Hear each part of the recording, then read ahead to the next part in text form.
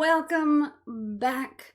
Today we are going to start learning about Japanese counters. Now, this first lesson should be quite short. We will see. It will depend on how wordy I get with the explanations. So let's just jump into it. I'll try to keep it as short and simple as I can because this is a confusing topic.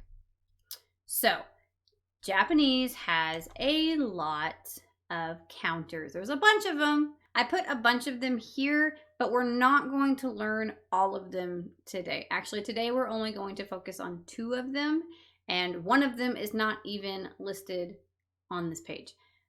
We will learn the rest of them gradually. I just wanted to put them out here so that we could kind of talk about it a little bit.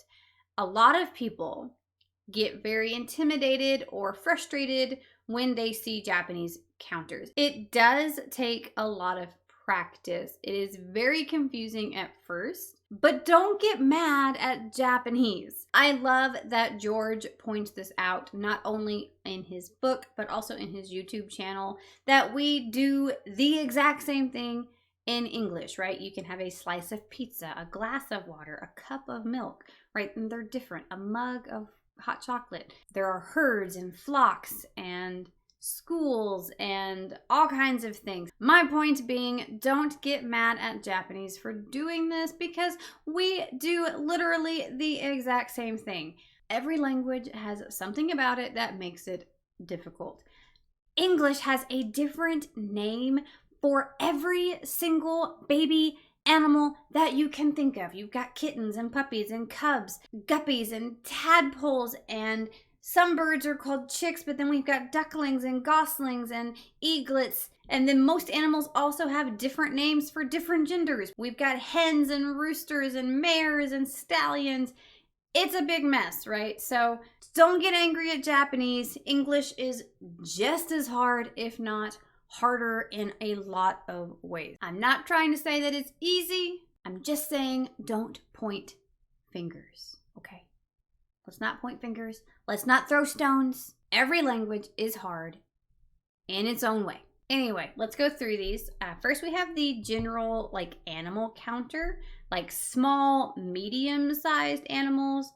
If you can pick it up and carry it in your arms, then you can use the hiki counter. So cats and dogs and rabbits. You can use the hiki counter for rabbits. One thing that you will find with these counters is that a lot of them can be used for multiple things.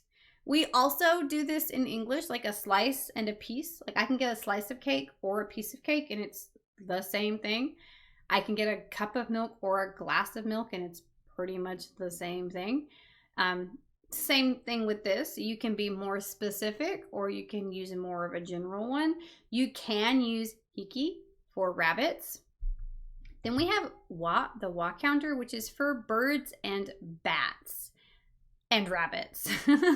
I don't know why it's used for rabbits because the kanji that is used is the kanji for wing. So it makes sense because birds and bats have wings, rabbits do not. So I don't really know why they use the wa counter with rabbits, but they do. However, it does seem like recently the hiki counter is starting to become more common with rabbits, but you will still see rabbits counted with wa.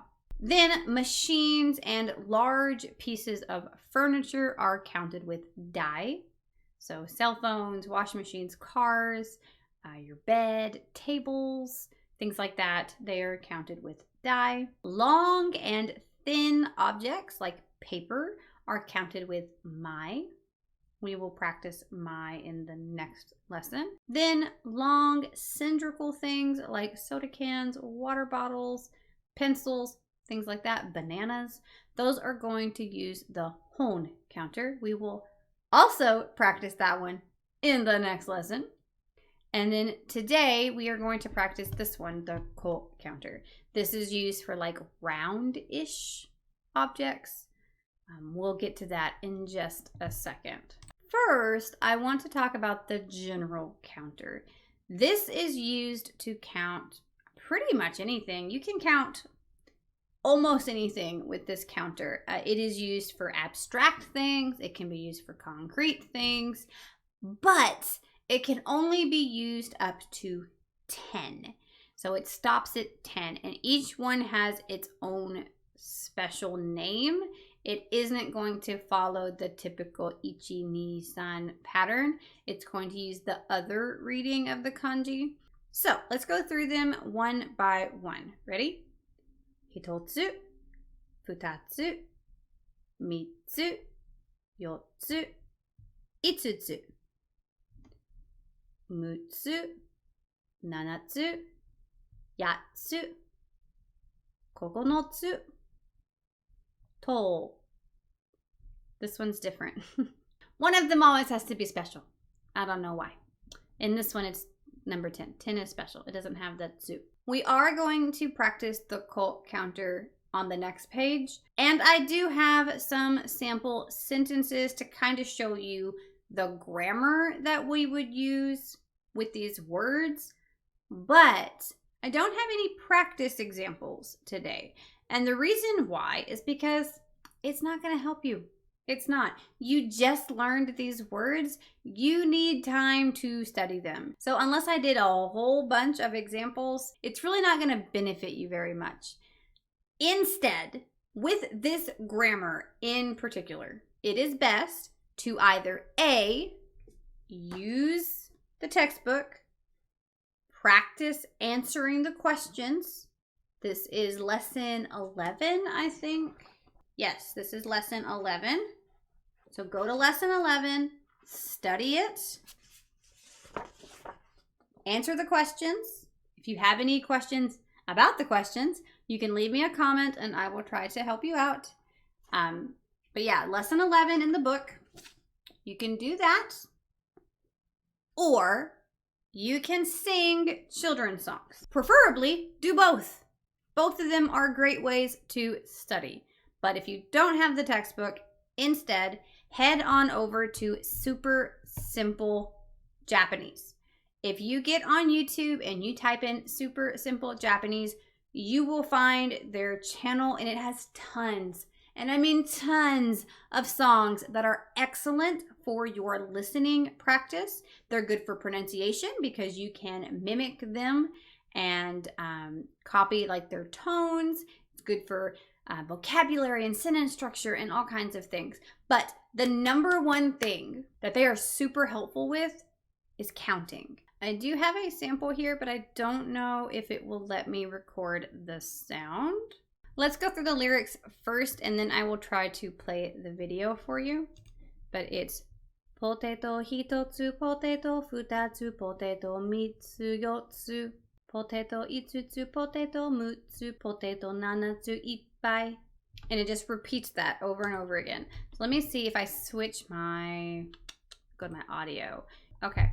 I don't know if it's gonna work, but we're gonna try. Ready? Here we go. Potato hitotsu, potato futatsu, potato mitsu yotsu, potato itsutsu, potato mutsu, potato nanatsu ippai, potato hitotsu, potato futatsu, potato mitsu yotsu, potato itsutsu, potato mutsu, potato nanatsu ippai.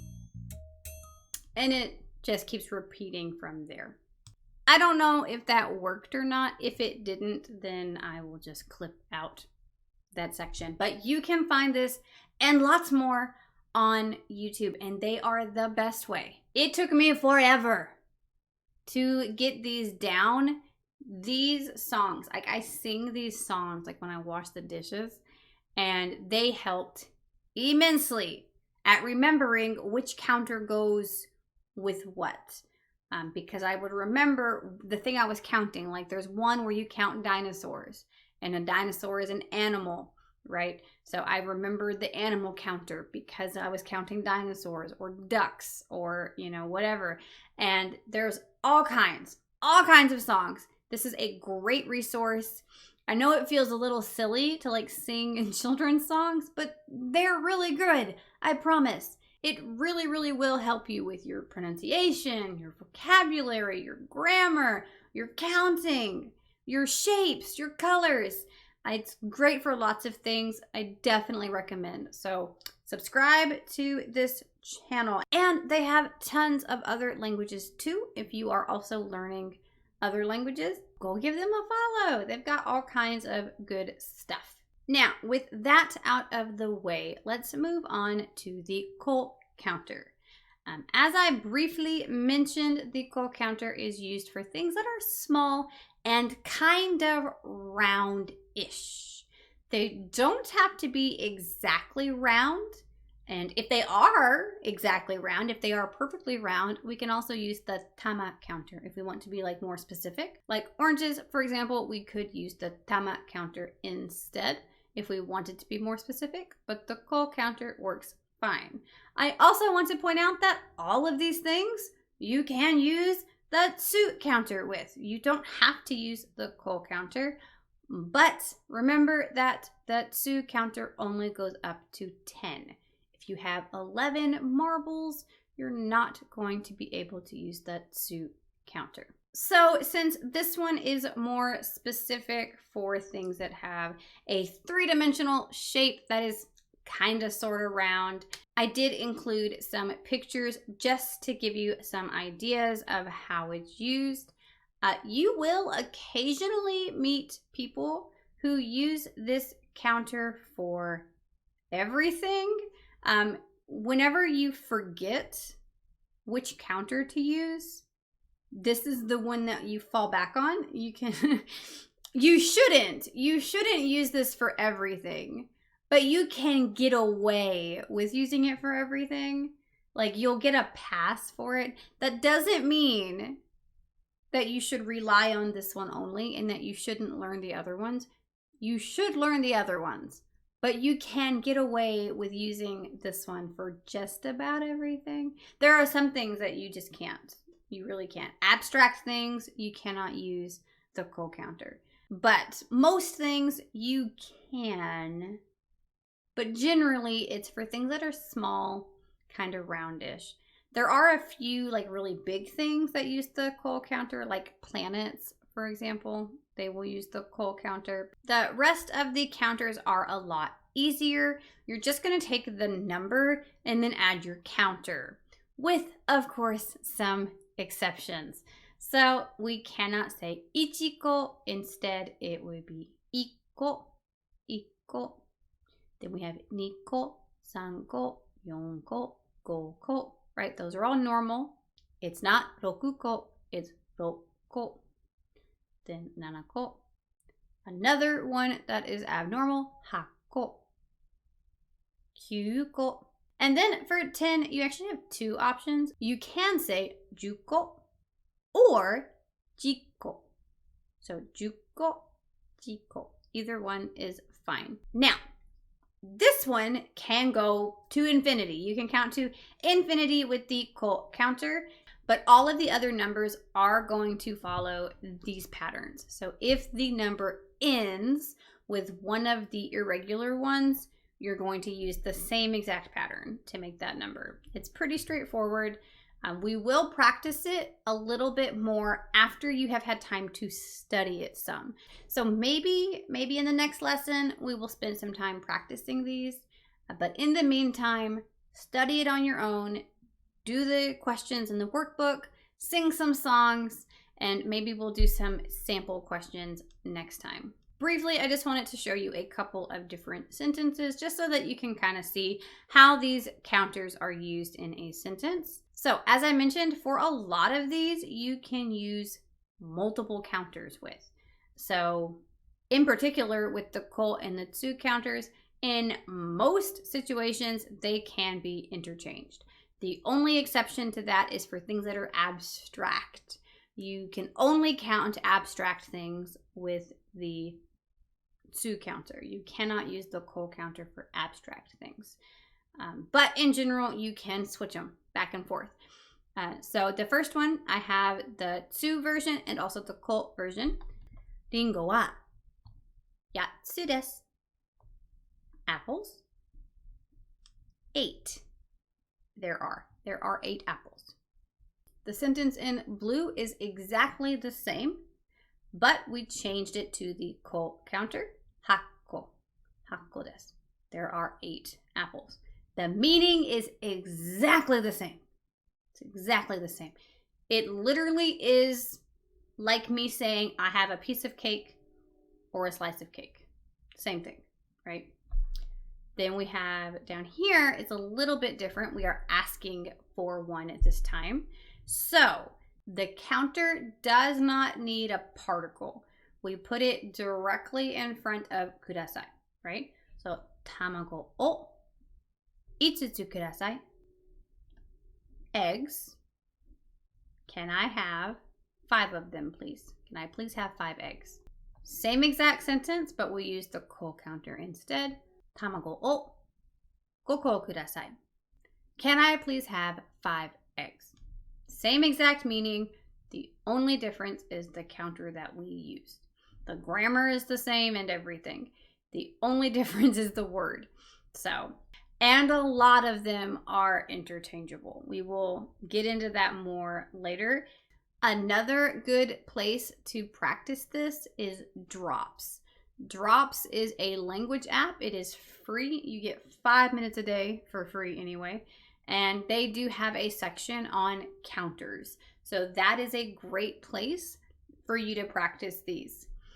So maybe check them out. And that is it for this lesson. I do have some more homework. Next time, we are going to learn 2 more counters. Maybe we'll do some practice questions, or I might do like a quiz section maybe later. I don't know. Let me know in the comments what you would prefer. Do you want me to include some sample questions in the lesson, or would you like to have time to study first and then maybe I can do like a quiz for it as like a separate thing, as not necessarily part of like the lesson series, but like as its own thing for you to see if you remember. I don't know. What do you think? Let me know. Give me some feedback. And that's it. We are all done. It is time to say goodbye. I'll see you guys next time.